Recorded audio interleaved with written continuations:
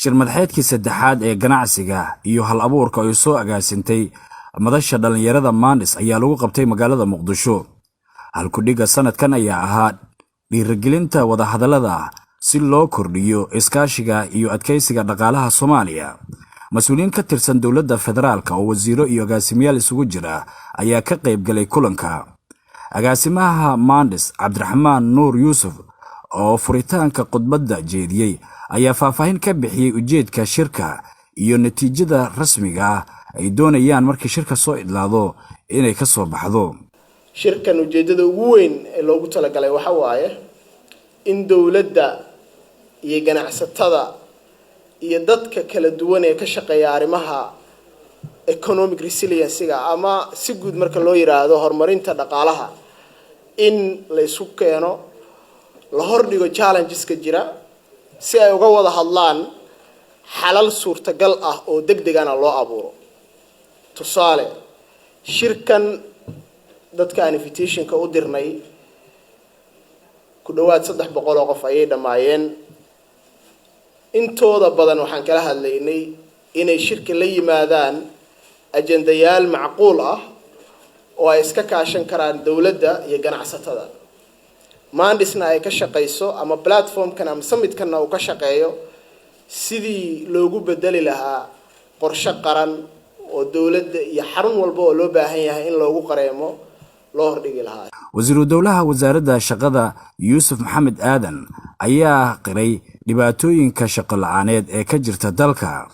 wasaaradda shaqada ahaan sad ka warqabtaan kaalin weyn ay wadaan ay ayrisa rol taasoo ah dhibaato nuugaana sad ka warqabtaan wadankan waxa u badan dhalinyaro boqolkiiba 70% dhalinyaro hadday shaqeynaynin challenge amniga qayb ka yihiin dhibaato ku yihiin marka private sectors ka ayna si gaar ah u maadnaqa.